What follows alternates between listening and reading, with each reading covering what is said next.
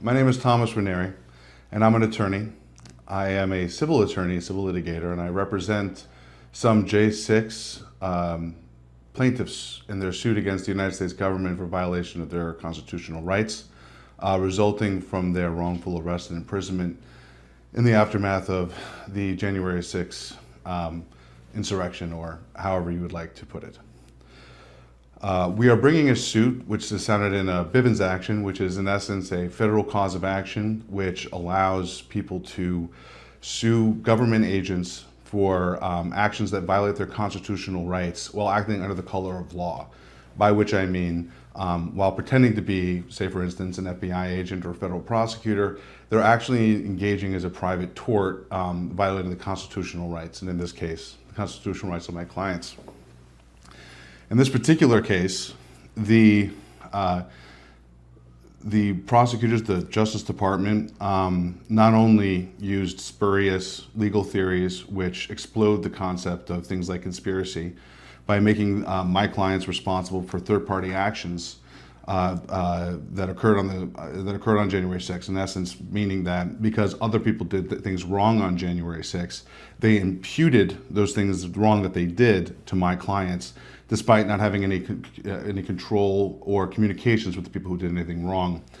Using these theories, they put my clients in jail. They put them in pre-conviction solitary confinement, meaning, excuse me, meaning that my clients were put into solitary confinement despite not having any violent tendencies before they were even convicted of their crime.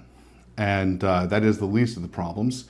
They also embedded confidential informants in among the trial team for the defense and tapped privileged communications between my clients and their attorneys. And these things were sent back to the prosecutorial team, which in essence gave them a leg up over my clients' ability to defend themselves. Instead of going through the laundry list, and there is a laundry list of things that the government did wrong, suffice it to say that the complaint is in the public record and anyone may look it up. But the fact of the matter is that these things normally go unaddressed. Constitutional rights violations, as you've heard a lot today, wrongful actions by both enforcement officers as well as prosecutors, abuse of process, and the manipulation of the legal system in order to achieve positive benefits, perceived positive benefits for the prosecution and the government, despite those things being manifestly against both due process and the concept of justice itself. Now, I could go on and on about this, and I would like to, but I'm running out of time already. And so what I'd like to do is just point out the fact that it's not merely that these people are put in jail when they oughtn't be put in jail, or put through the terrible experience of being prosecuted and going through year-long criminal prosecutions. But despite the pardons and the commutations that President Trump gave, their lives are ruined. They can't make money. They can't provide for their families. They're, not only do they lose years of their lives, but they can't even build their lives back up because their entire existences have been defamed and destroyed by the government. When you do that, in the normal course of life, if an individual does that, you are expected to pay restitution for the destruction of someone's life. If you make it so they can't work because you've hurt them, or you've injured them, or you've broken a contract with them, you're expected to pay them back for that violation. And in this instance, the United States government took away my clients' lives, not just a few years, their entire lives. They cannot make money, they can't get jobs. Everyone thinks that they're these evil insurrectionists. And so now they're in a situation where they're isolated, socially isolated. They can't even have normal social interactions with people because they're frightened.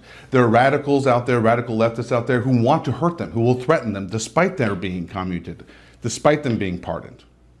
So first, I'd like to say two things. First, the United States government, not just for my clients, but for all the wrongfully accused January 6 people, should be paid, the January 6 people should be paid restitution for the damage done to them by the overzealous prosecutors and FBI that were working underneath the Biden Department of Justice and their obvious political prosecution of people they disagreed with, which is unacceptable in a Republican form of government.